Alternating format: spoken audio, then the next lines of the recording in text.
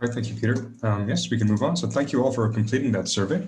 Very insightful. We see that most of us do indeed deal with ocean-related data in our organizations. And it's very interesting to see that we had a non-trivial amount that don't. That would be interesting to hear from those as to why they participate, what drives them to come here.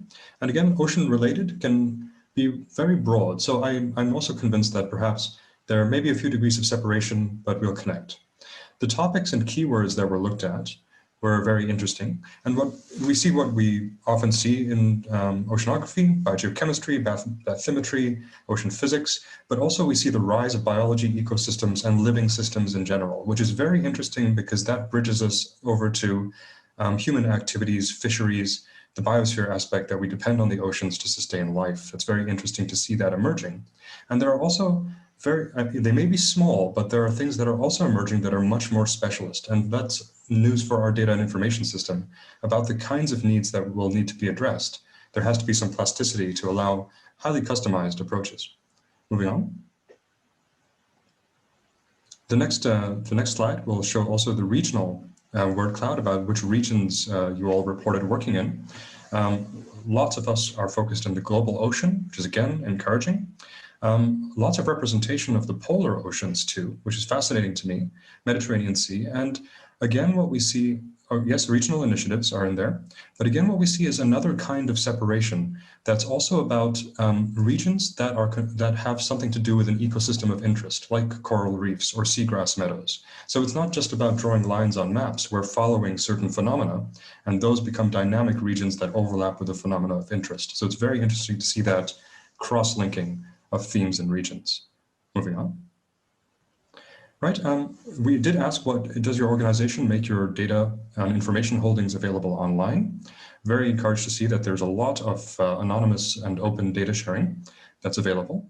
And then there are some cases where there needs to be registration for user control, which is fine also, but we'll spend a little bit of time on the partially and the no respondents. So let's look a little bit at the partially on the next slide. So about 30% said partially available online, and we asked for some reasons or some comments on why that might be. We have a good collection of responses, and we'll just take a very high-level look at some of the repeated themes. So next slide, please. If you click through, I think 3 times. There we go, thank you. So what is released, or how does it release things? We see that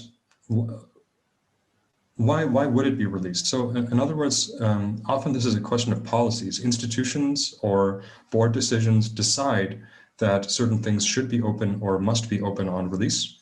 And that's then controlled by policies at an institutional level up to a national level when it comes to exclusive economic zones and others. Things that are outside of those restrictions tend to be a bit more free. So this shows that there's a lot of work to be done on the policy level, as Hernan mentioned, through SOTUS and other mechanisms to try to align things towards what's happening technically. Funders and suppliers of data also have an influence on the kinds of constraints or licensing that must be associated with data types. And it's also interesting to see that sometimes it's just a question of capacity. It's hard to make a lot of things available if you don't have the resources or the people time to make sure that you're releasing things that are of sufficient quality. Right, next slide. Same thing, thank you. And for those things, for those respondents that said partly open, we asked what could incentivize the organization to continue to share the rest of its data and information holdings. Again, pointing towards, and rightly so, the suppliers and the funders. There needs to be agreement on that level in order for many organizations to then comply or to release data. On the UN side, and that's again particularly interesting for the decade, while protecting the member state privileges and of course sovereignty concerns, there should be perhaps a little bit of drive from the decade to support initiatives that are providing that mechanism that relaxes the boundaries somehow.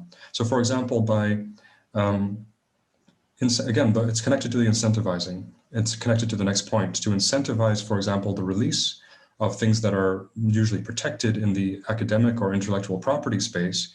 If there is sufficient credit to release them, an incentive to do so, that might then support it. In the then non-academic space, the same thing is true for, let's say, the value of that data. If it's valued by others and it can be priced fairly, then perhaps then it'll be an incentive to promote sharing. Again, that's the last point, sharing and credit.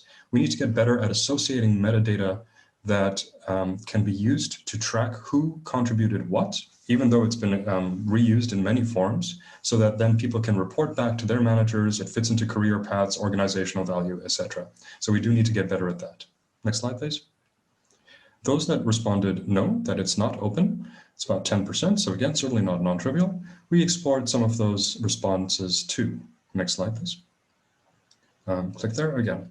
So we want to move to the bottom to this open world in many respects, but there are also very good reasons for things to be closed. It could be in the biological world to protect endangered species, or it could also be intellectual property, patent control, etc. So there are legal restrictions, and that's another avenue that has to be looked at. How can this whole datascape engineering address that side of things to find routes towards either opening the data or at least letting people know it exists so that they can go through the appropriate channels to open it up or to access that data through payment or whatever else.